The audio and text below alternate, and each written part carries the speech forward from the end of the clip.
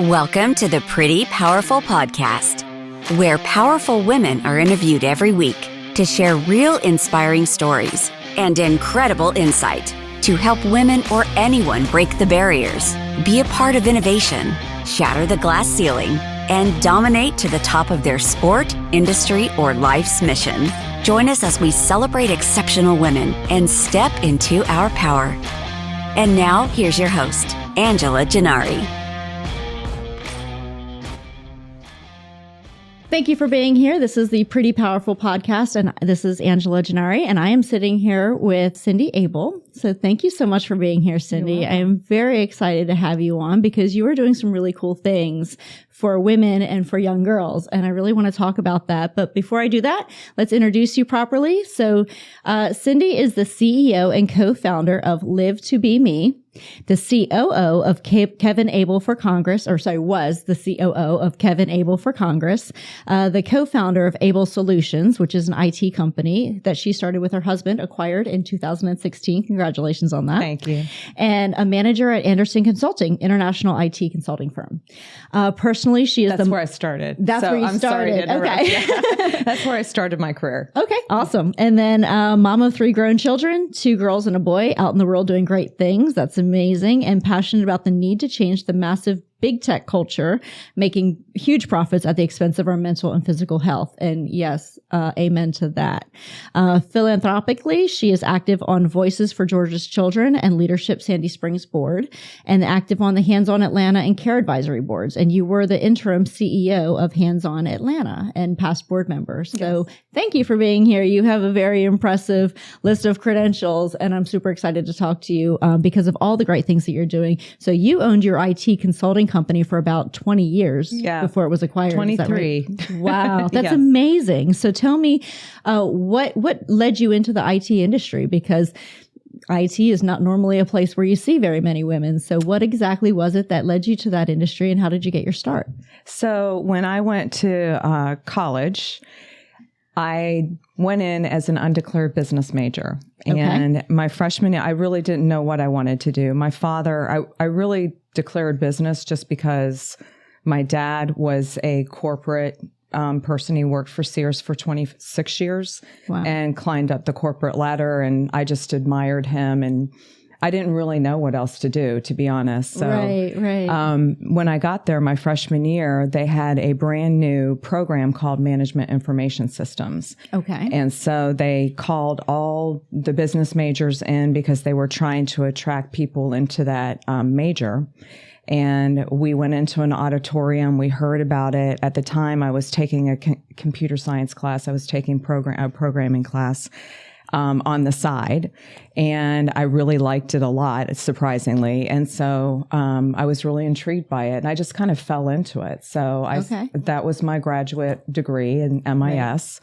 So that's how I started. And then coming out of school, I was kind of shooting in the dark. I didn't have a whole lot of support. I had support from my dad, but in the way back then that you receive support was, these are the things you got to go do them. Okay. And I'm familiar. I graduated from school. I didn't have a job when I graduated. I worked 3 jobs just to pay the rent, so those kind of things. But good lessons to be on your own and have to work 24 hours a day and menial jobs, and I'm not saying meaningless, because there's a lot of people that have to do that in this world, and it's a good way. And I made my kids all work in the service industry.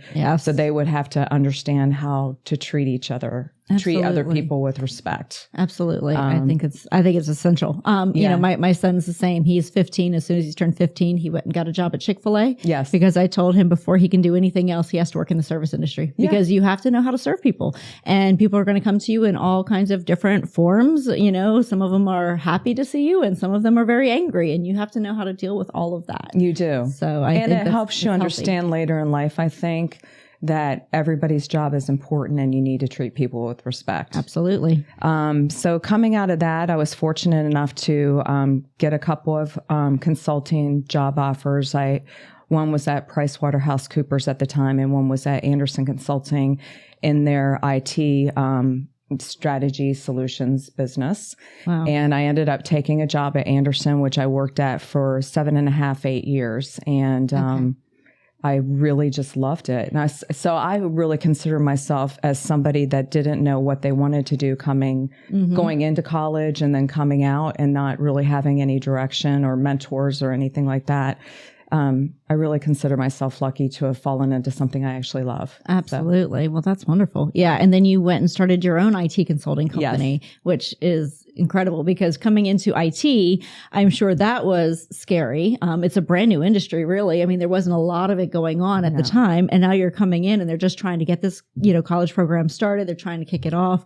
You are on the forefront of that. And then you take that experience and you launch your own company, which is another scary venture, but you jumped into it. It was a very scary venture. So, how that sort of transpired is I met my husband at Anderson Consulting. Okay. He left the firm a lot earlier than I did and worked at Bell South and some other big corporate entities in technology for several years. And then he comes from a background of entrepreneurs. His whole family is like his father, his stepfather, his brother. So he really wanted to get out on his own and do his own thing. And so he approached me and said, I'd really like to start our own company. And I decided to help him. And so we co-founded it together. I was still at Anderson at the time. So the idea was that I wouldn't jump into the business until we kind of got off our feet because I was a manager at the time. I was being offered part-time work. I was pregnant with my first child. Oh, wow. And I would receive full benefits for working part-time. But when I had the conversation coming out of maternity leave, the offer was, yes, you can be part-time, but you will be full-time travel to Chicago. Wow. And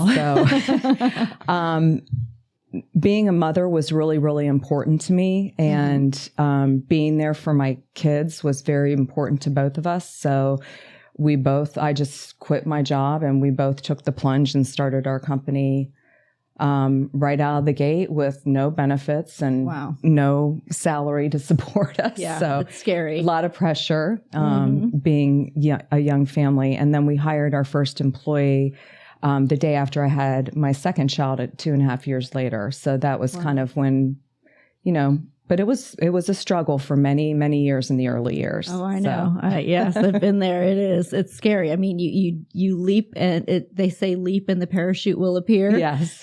It's not always that easy. No, it's not. I remember the parachute comes 50 feet from the ground, but you're there. Yeah. I think back to just going to the store and buying diapers and wanting to get the Pampers, but having to go to this other brand because we couldn't afford it or so it was a lot of that kind of stuff early on. Yeah. But then your kids were able to see, their entrepreneurial parents. And I'm sure that's made a big impact on them. Yeah. And I'm sure, I know with me, my mother growing up was not entrepreneurial, but she was very much, she had worked 3 jobs and, always grinding and, just doing whatever she had to do, which is a very entrepreneurial trait. Right. Right. So even though she wasn't necessarily an entrepreneur, I learned entrepreneurship really from her because she had to make her own way. And that's what an entrepreneur does. Yeah. And so my son, who, like I said, was 15, he's 15. The only thing he wants to do in life is be an entrepreneur. Yeah. Because he sees that and he sees the grind and the hustle that comes with it. And now it becomes like a passion of, I love that. You know, like I want that. And, I agree. You wake up every day with this purpose of, I don't know what today's going to bring, but I'm ready for it. Yeah. And I'll be honest, when my husband wanted to do this, I kind of looked at him and I said, really? I was nervous about it because that's not the background I came from. I came from, my dad climbing the corporate executive ladder. Yes. And so I kind of had always envisioned business that way. I'd never really thought of entrepreneurship. So very different mindset now. Very, yes. And now you almost want it for your children and you want to tell other people about how wonderful it is. Yeah. Even, but I say it's not for everybody. Right. If you really like knowing how much money is going to be in your account every week, entrepreneurship may not be for you. It's a little risky. You're taking a risk. You're trusting a process and you don't always know what the results are going to be. And, it takes a lot of internal courage to constantly wake up every day and take the risks that you take. But I think it's more rewarding. Yeah. To me, at least, is what you get out of it. I know that you have a lot of great philanthropic activities, and it's great that you're highly involved with Hands On Atlanta and Voices for Georgia's Children. So tell me about what led you down that path. Why did you put so much time and effort, especially as an entrepreneur, into giving back to your community? That really goes back to my husband and I. One of our shared values early when we first met was he was actually a big brother at Big Brother's Big Sister. Yeah. And when I met him, he was that, and I was a big sister. Wow. In the same organization, but we didn't know each other. Wow. That's great. So we both kind of had that desire to give back or help the young. Or so when we started our company, it was very, very important. Well, it was before that, because Hands On Atlanta started, I think it's 1989. I hope I'm not wrong on the year, but we actually, it was before we got married, and we were looking for something to do as busy corporate dinks, I guess back then is what they called us. Yeah, yeah. And for those who are listening who don't know, it's double income, no kids. Dink. Because I remember, yes. Exactly. That was a famous word back then. So we were looking for a way to volunteer, but with busy schedules and a corporate job, we both had to give up our Big Brothers, Big Sisters commitments because they required us to be boots on the ground, and we were traveling a lot. Right. So Hands On Atlanta came out in the AJC with an article about this new organization that was started by this group of 12 young founders who were our age, and calling everybody to come to the Days Inn. It was over near Monroe somewhere. I can't even remember. And we all end up in this room that was packed full. And they were offering opportunities to young professionals like us to go out and volunteer when you had the time, and not necessarily commit yourself to one organization or one particular interest. But if you had a Saturday free, you could go out and volunteer. So my husband and I end up getting very involved in that with that organization over time. And I ended up they have a long-standing program there called Discovery, where you would go into the different elementary schools that they had partnerships with on Saturday mornings, and you would build curriculum for the kids and, kindergarten to fifth graders. And so we just really enjoyed the opportunities the organization gave us back then. And we moved into being corporate sponsors as our IT business. And then I moved on to the board, and I'm still on the advisory board today. So I've been with the organization for many, many years in many capacities.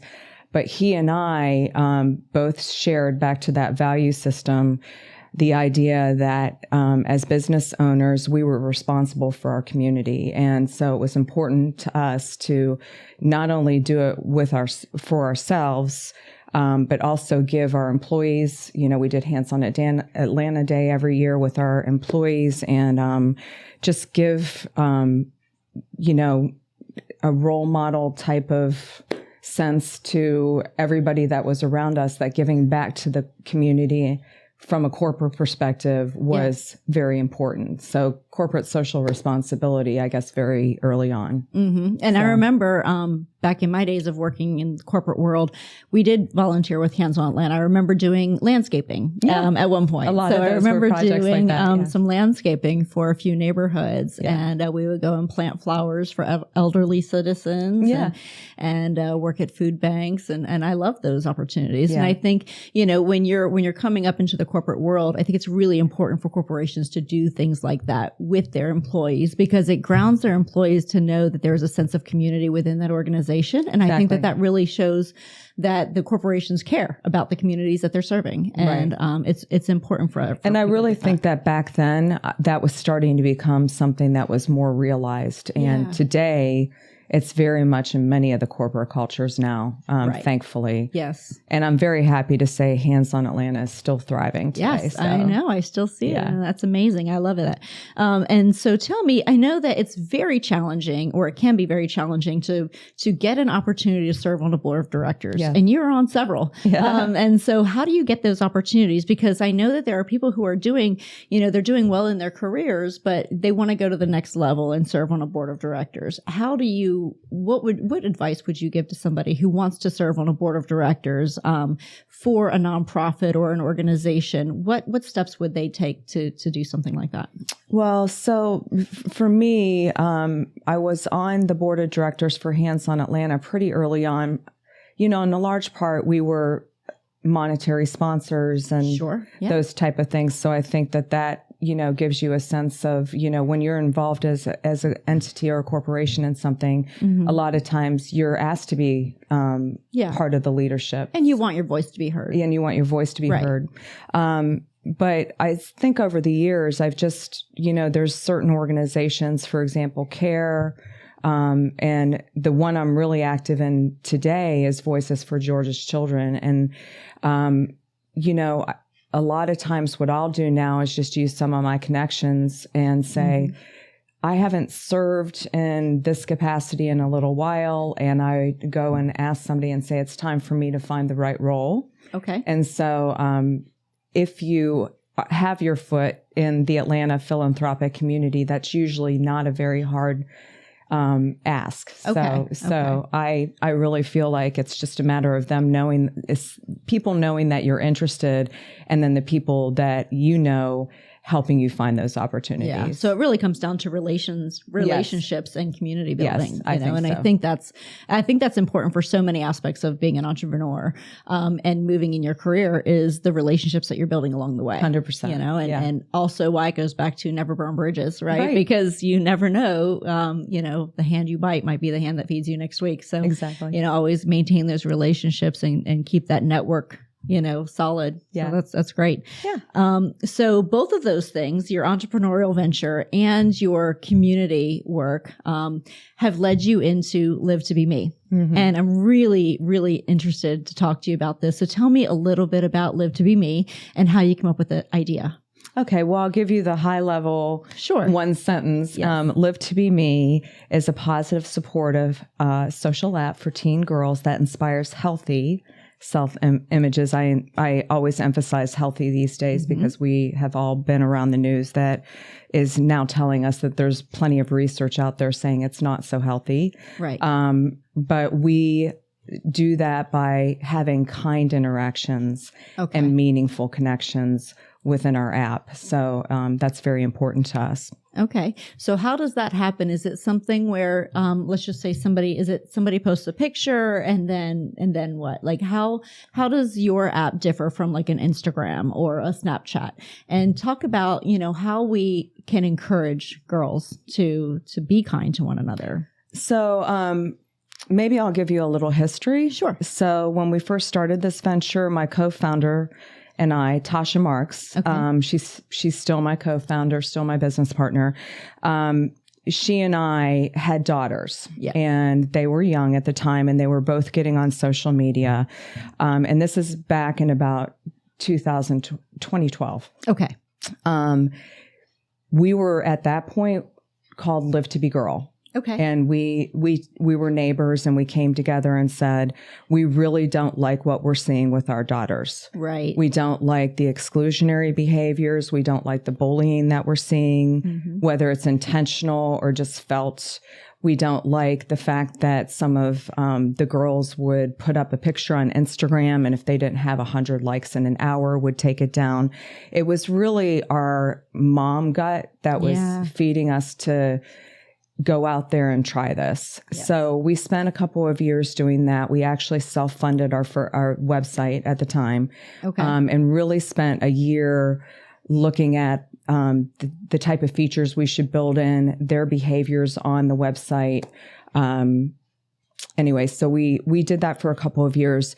What we found back then was we needed capital. It's a very risky technology business. Sure. And a lot of our conversations about it were falling on deaf ears because there wasn't any data saying that there was really anything wrong. So it was just our guts. Right. There was really a lot of investment out there, but it wasn't for our type of company, nor did anybody that was the investor really understand social media or the concept of having a social enterprise or a social impact enterprise. So anyway, for many reasons, we put it to sleep for a little bit, for a little while. And then in 2020, we came together and, you know, I really wanted to see if we should just, you know, stop pursuing it or if there was a reason to keep pursuing it. So I started doing a lot of research. Right then, there was a nonprofit that had come out recently called Center for Humane Technology. Okay. And Center for Humane Technology, when I found that website, somebody had sent it to me, it was a bunch of business ethicists from the Silicon Valley world, Google, Facebook, the big monolithic companies that are running all these media platforms. And they had a bunch of business ethicists that came together and said, we have an issue here. Social media is actually causing societal harm. Yes. And we need to come together and figure out a way to address that. And so on their website what is called a ledger of harms. And it not only talked about digital addiction and mental health issues for kids, it also talked about things like political divisiveness and disinformation that was being caused because the platforms aren't regulated at all. Or what they call fact checkers are actually opinionated people who are putting their own agendas in, right? That's so there's not actual fact checking going on. So you're right, because it's not media as the traditional media. Correct. And they didn't want to be media. Right. They don't want to have the same regulation. That's right. So anybody that's out in these platforms a lot of times can claim to be some sort of expert, as we're all finding out now. Right. And that's when the misinformation starts. And that's when you start sharing things over multiple airways that are false. Yes. So anyway, discovering that nonprofit, and then seeing more data come out about the mental health issues, 152% increase in preteen suicide. Wow. I mean, just the statistics on it are very alarming from an anxiety, depression standpoint, body image issue.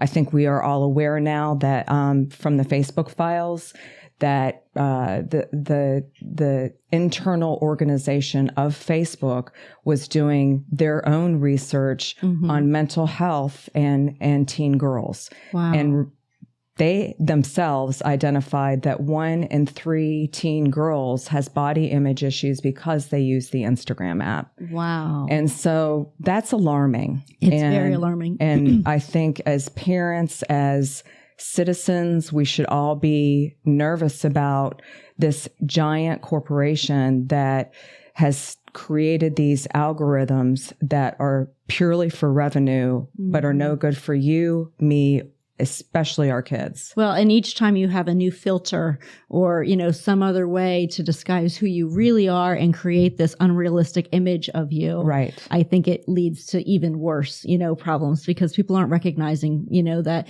this isn't this isn't what you really look like in real life. And so little girls aren't understanding that as much. Like, that's right. Even, you know, we can differentiate. We have that sense of like, something doesn't seem quite right. But a girl who's maybe 11 or 12 isn't necessarily be able to make those same judgments. That's correct. So with all this data and information, we started asking some teenagers if they liked the idea of an alternative app. Yeah. Did a lot of research with groups of teenagers in early 2020 and found that they didn't like the Live to Be Girl. They thought that the word girl made a teenager that was 16 feel too young. Okay. Didn't like our logo. It was too babyish. Okay. My niece was the most vocal about that. Okay. So we went on a mission to rebrand. So we hired a brand strategist to redo all the branding. In the meantime, I also went through a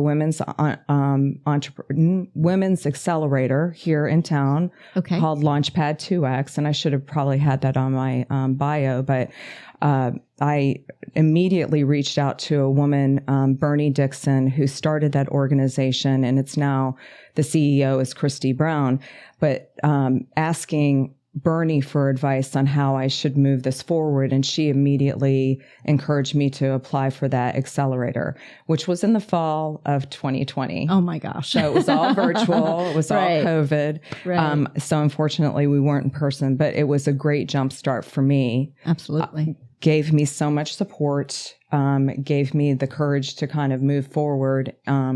Because oftentimes I'll say this project is like rolling a boulder uphill. It's just, it's gigantic. Yeah. And I'm just me. So, Right.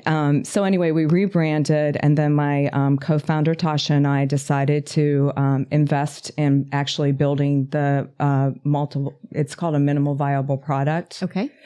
So in the startup world, if you're a technology company, they really want to see that you've got a product. Right. So we invested to create an app, and we hired a software company to help us do that.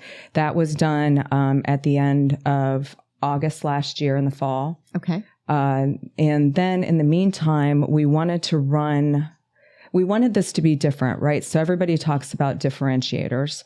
So one of the reasons that we're different is that every user that signs onto our platform has to sign a social contract, and that social contract says we are positive and supportive, we are authentic, and we are kind. And those are the guiding principles of the app.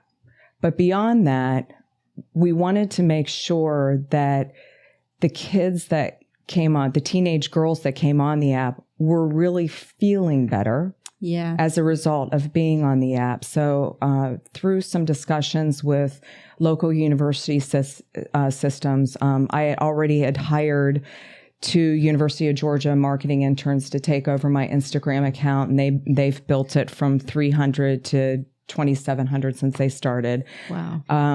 I had an inroad with University of Georgia. I had an introduction to Dr. Hine, who is the person in charge of clinical internships for the Department of Public Health there. And I had a long discussion with her, and we decided to sign a memorandum of understanding, which is a 3-year deal where I get interns to help me do this research behind activities on the app. Wow. So, and also we decided that the best people to be the community monitors or mentors were going to be college females because they have just come out of the experience. So the interns started with me in January, and I have 3 rock star interns that are behavioral health and sciences majors. That's amazing. And they have been building the infrastructure around doing a beta test in April, which is just coming up. And essentially what that's going to be is 100 13 to 18-year-old girls and 20 mentors. And they also are creating a training program, which will include mental health resources and mentoring best practices. Wow. So the mentors that come on will be enabled with information on what to do should they have warning signs or see things that indicate somebody's in crisis. So, wow. Well, that's incredible. It's great that you're able to develop those partnerships because the partnerships are really going to make this because, monitoring, because it's one thing to say, this is what I plan to do. This is what I'm setting out to do. But now you can actually track that and give it, measurable results, That's which right. is amazing. Yeah. That's really helpful. And I'm sure that's going to be great for the investors to see as well. Yeah. So tell me about the investor journey, because obviously you need to raise money for this to make this come to fruition. So tell me what it's like to go into the VC world.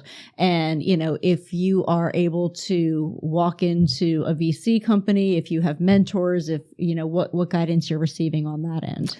So, that is a great question. As you know, that's a difficult question. Very difficult. Yes. It's, we were talking before we started this about the small percentage of money that women typically get from venture. Yeah, but it's under 3%. Yes.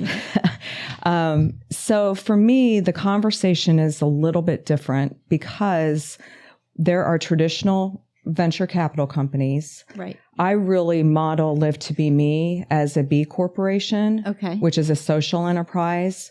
And many things that traditional venture capitalists don't like to hear is that they're not going to receive 150% return on their investment. Right. So the idea behind social enterprise, and I've been studying this a lot and talking to a lot of people in the social impact space, which is starting to be a lot more relevant in the communities. Sure. From a fundraising perspective.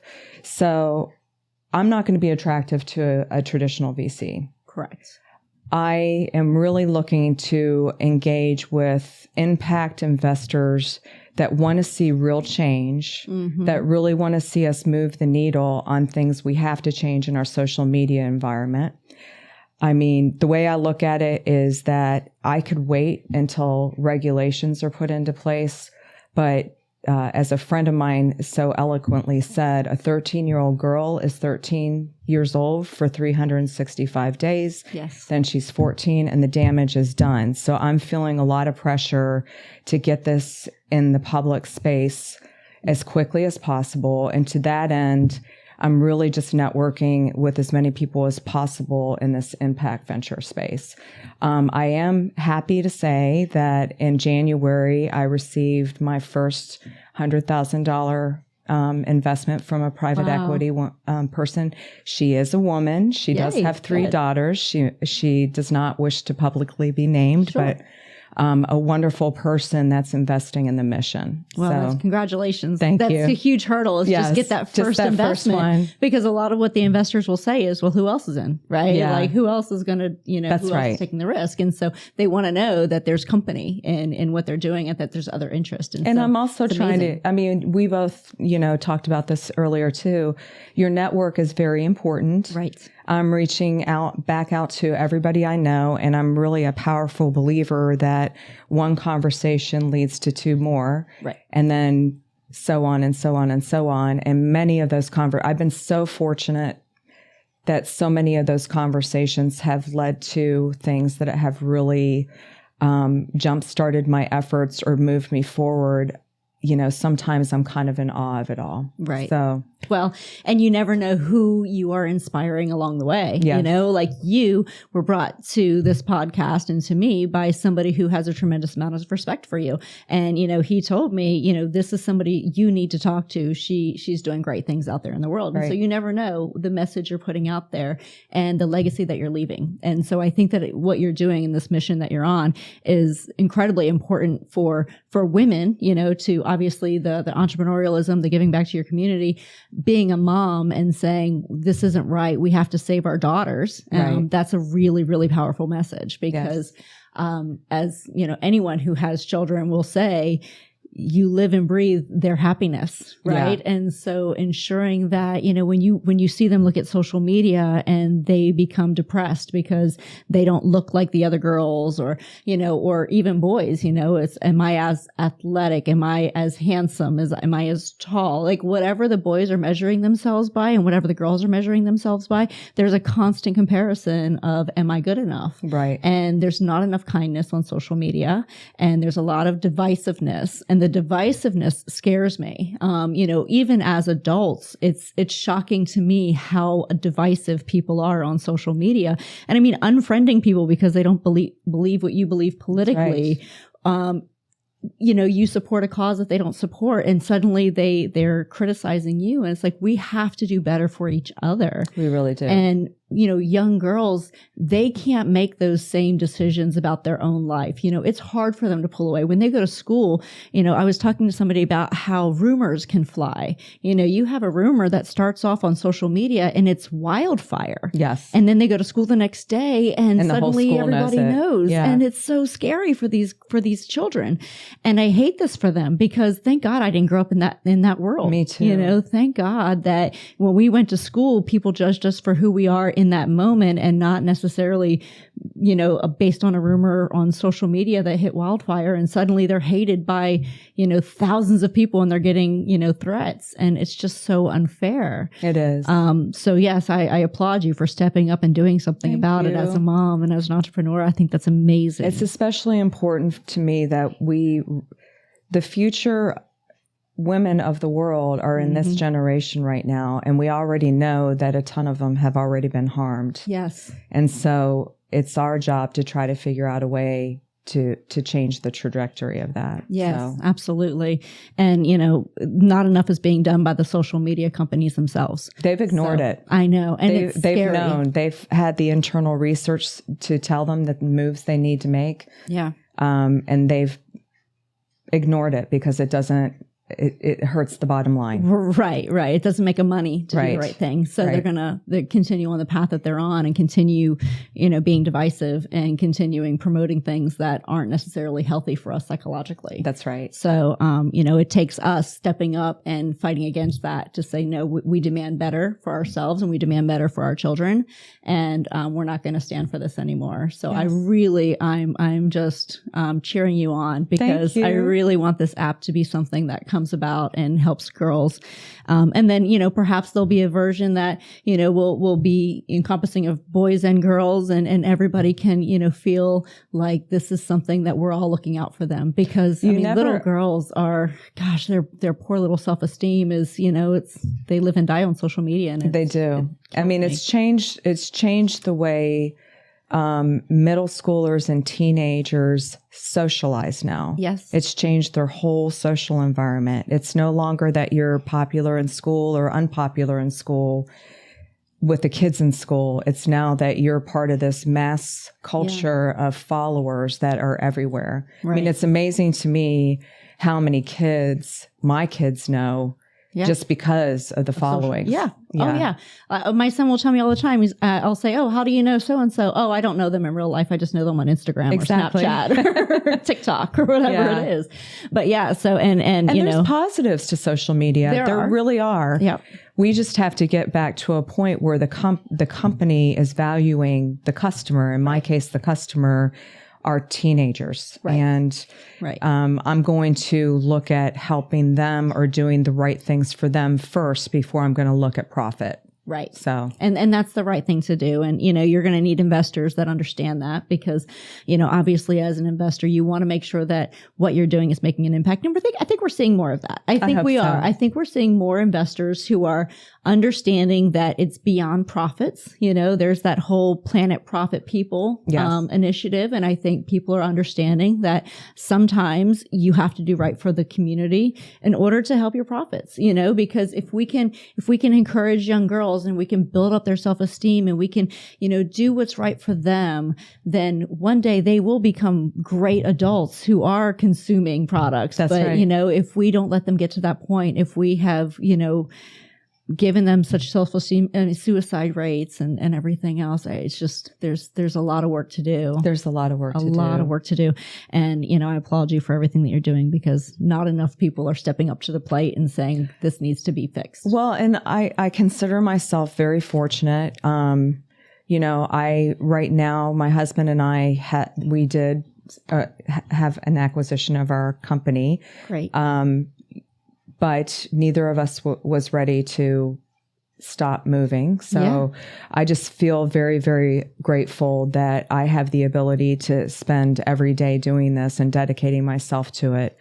We're pre-revenue. Hopefully we won't be pre-revenue within a year. Yes. We're going to work hard to try to figure out how to do that. But right now, I've just had so much help along this journey in the last couple of years with my network, with the people I've met along the way, women and men. Good. So, yeah. Good. Yeah. And that's amazing because I don't think this is something, I think every father is going to look at this and say, yes, this is overdue. Yes. And every mother is going to look at this and say, yes, my daughter absolutely needs this. And so, I think that this has, it goes way across, mother, father, male, female. This is something that really, truly the world is recognizing needs to happen. Yes. So I'm happy to hear that. And then, you mentioned your company was acquired, your IT consulting company. So what was it that made you go into that mindset of, I think I'm ready to sell my company? And then, here you are launching this one. So had the plan been to sell it, or were you just ready? It was just time. I think it was time. I mean, my husband at the time was really at the helm of it, and he was tired, and I had kind of stepped out to do the live to be girl thing, right? Live to be me thing. So he was really just thinking it was time to find somebody else to take it on. And it was really important to the two of us that, and it's still called Abel Solutions under the acquiring company. But it was really important to us that our employees have a career pathway that, we never grew past a certain number of employees, 20 to 30 over the years, sure. which is great. And what we wanted, because we wanted that balance. However, we wanted to make sure that whatever happened, our employees weren't going to suffer for it. So, the large company that acquired to us gave them more of a pathway in a career sense. So, I just think it was time. Okay. Yeah. That's very fair. So what or who inspires you? There's so many people that inspire me. I have to say that the young generation, so, now my daughters are, my daughter Danielle is 27 and my daughter Juliana is 24. And they're both, my middle daughter's at school at Baylor. My older daughter is a doctor of physical therapy now, and she works out in Tucson. But just watching the girls and all of their friends and their sense of themselves at this age does inspire me, because I think about back when I was that age, they're more inclined to understand the things that are going on in society. They're seeing what's happening from what we're the culture that we're in now, where we're understanding that there's a lot of disparities that a lot of people haven't been recognizing for so long, and they're speaking out and they're speaking up for those things. That's wonderful. I don't know that back when I was that age, I had any sense of those things. And so I think the younger generation that I'm seeing, I really like that they're standing up and using their voices to help change things. Yeah. So absolutely. And they seem to have a lot of confidence around that, and they seem to have more of a voice than I might have had back then. So yeah, I definitely see that too. I see that with my son. I see that with, their generation. Yeah. That they're more vocal about, the things that are wrong in the world, or things that are unfair, and things that need to be addressed. And I think that it's time. And I think as I've gone into a couple of the university systems, I had the pleasure to speak to a business and society class at Emory, which was the most fun I've had in 2 years, honestly. Right? Because the kids were so engaged. Yes. The young adults were so engaged and had so many questions around this issue of the impact of social media and, our world today that we're facing with all these questions. But they really want to get out and have a job, but not just any job.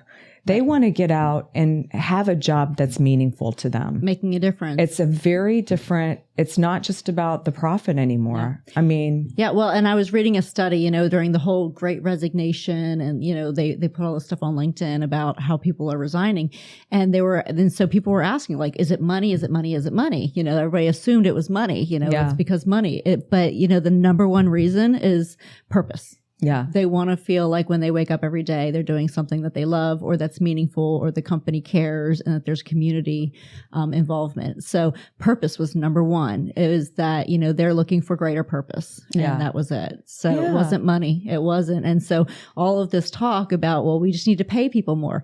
No, we need better balance. They need life balance. We can't work people 18 hours a day and expect them to show up ready to go every single day. We have to provide a reasonable solution for life balance, for purpose, for community, for, giving back. And so until we address all of those, we're going to continue seeing. Yeah. And that's resigning. inspiring in and of itself. So, Right. yeah. So, okay. So tell me, about a time that you, as women, we give away our power a lot. Mm-hmm. We tend to, it's because my spouse did this and it's because my children, it's because my coworkers, it's because, we give our power away, because we don't feel comfortable stepping into our power as women. So tell me about a time that you did step into your power and what that meant to you. Well, I think over the years, being in IT as a woman, at the beginning of my career was very daunting. And a lot of times I didn't have the voice within me to stand up. I mean, I was mostly working with males in my roles. And it was hard for me to stand up for myself back then. I think I have found my power now. And most recently, probably in the last 6, 7, 8 years, it was really powerful for me to get involved and figure out how to do this. Yeah. And take charge of it in a way that even back in 2012, 2014, I didn't. Right. I was intimidated by the investors I was talking to, which were mostly, and I say this with no ill intent, but were mostly older white guys. Right. Sure. That just kind of laughed at us or, thinking we were crazy or our idea was crazy. Well, and they weren't relatable, right? Like they're not relating to you. They may not face the same challenges. Right. Right. So your audience sometimes needs to change. And men and women, as I said before earlier, have really empowered me over the last 2 years in a way.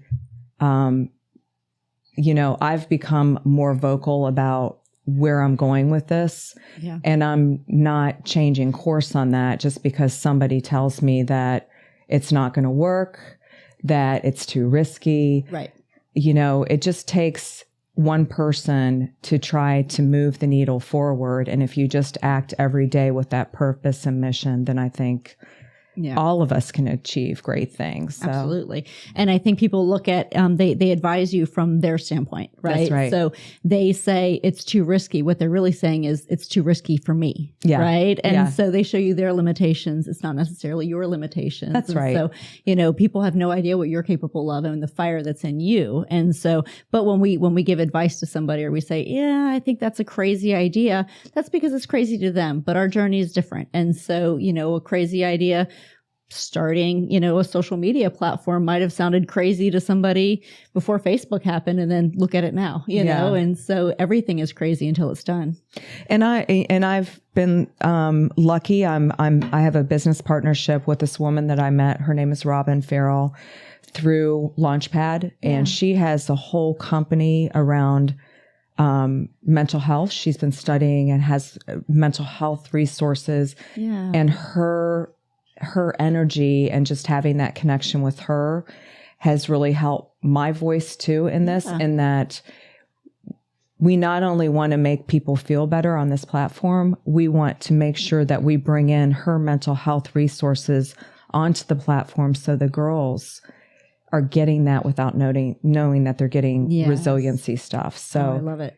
My voice has just become more powerful also because there's been a lot of people surrounding me with these great resources and ideas. So awesome. I like that a lot. So what advice would you give to 18-year-old you sitting out on your journey?